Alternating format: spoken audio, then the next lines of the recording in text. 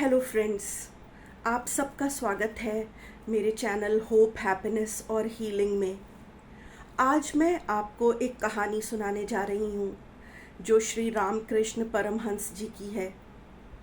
आप सब जानते हैं श्री रामकृष्ण परमहंस जी माँ काली के बहुत बड़े भक्त थे।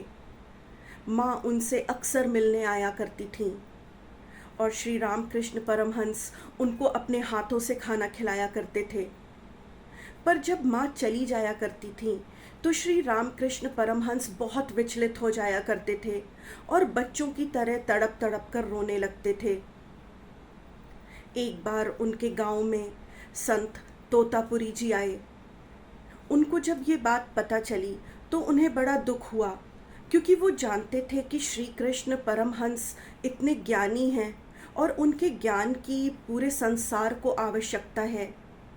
परंतु वो माँ काली के प्रेम में इतने भावमग्न हो जाते हैं कि अपने सेंसेस पे, अपनी इंद्रियों पे वो कंट्रोल ही नहीं रख पाते। वो इतने अटैच्ड हैं माँ से कि माँ के जाने के बाद वो सही स्थिति में ही नहीं रह पाते। तो संत तोताराम जी श्री कृष्ण परमहंस से मिलने जाते हैं और उनसे कहते हैं कि जब अगली बार माँ तुमसे मिलने आए तो उनको काट देना।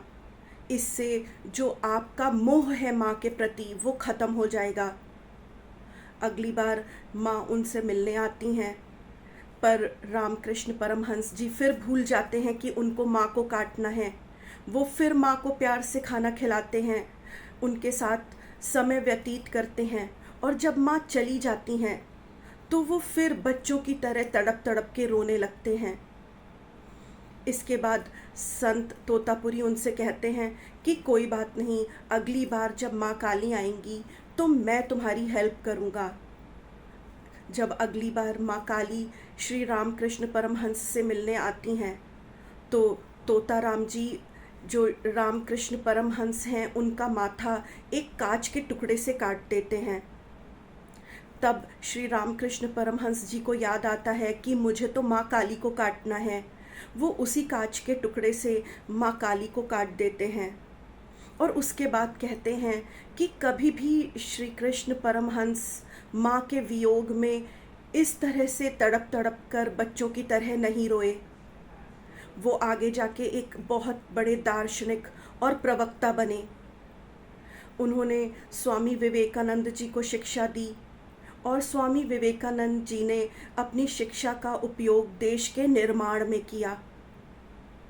तो इस कहानी से हमें ये शिक्षा मिलती है कि अगर आप बहुत ज़्यादा किसी विषय से, वस्तु से, व्यक्ति से या परिस्थितियों से मोहित हैं तो वो कभी भी आपको आपके हाईएस्ट पोटेंशियल तक नहीं पहुंचने देगा।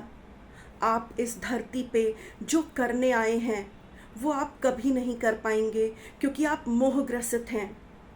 और जब आप अटैच्ड होते हैं, मोहग्रसित होते हैं, तो आप कभी भी अपने इमोशंस को मैनेज नहीं कर पाएंगे, उनको काबू नहीं कर पाएंगे।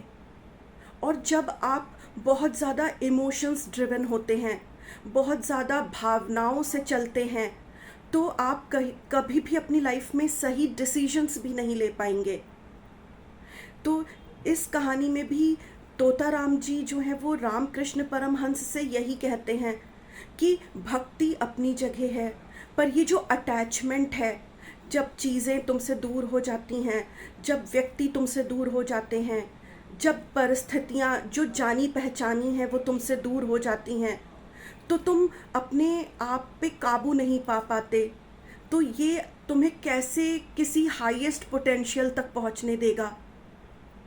इसलिए अगर आपको लगता है कि आप किसी भी चीज़, वस्तु, किसी व्यक्ति या सिचुएशन से बहुत ज़्यादा अटैच्ड हो रहे हैं और उसी के चलते आप जितना ग्रो कर सकते हैं और आप अपनी हाईएस्ट पोटेंशियल पे पहुंच सकते हैं और वहाँ नहीं पहुंच पा रहे, तो इस अटैचमेंट पे वर्क करिए, इस मोह का त्याग करिए, इस अटैचमेंट का त्याग करिए। क्योंकि ये जो इमोशंस हैं ये सिर्फ हमारे बायोलॉजिकल रिस्पॉन्सेस हैं टुवर्ड्स द फीलिंग। हम उस वक्त क्या फील कर रहे हैं उससे रिलेटेड कुछ इमोशंस हमारे अंदर आते हैं और उनसे अगर हम ड्रिवन होके कोई एक्शन लेते हैं तो वो कभी भी सही नहीं होते हैं। इसलिए इमोशंस को सिर्फ ऑब्ज़र्व करिए और देखिए कि वो आपको क्या सिखाना चाहते हैं। इमोशंस को डिनाई भी मत करिए, सिर्फ इमोशंस को ऑब्ज़र्व करिए कि वो आपको क्या सिखाना चाहते हैं, कौन सा लेसन है जो आपको इस पर्टिकुलर इमोशंस से सीखना है। उनको मैनेज करिए और फिर लाइफ के डिसीजंस लीजिए। All the best to all of you.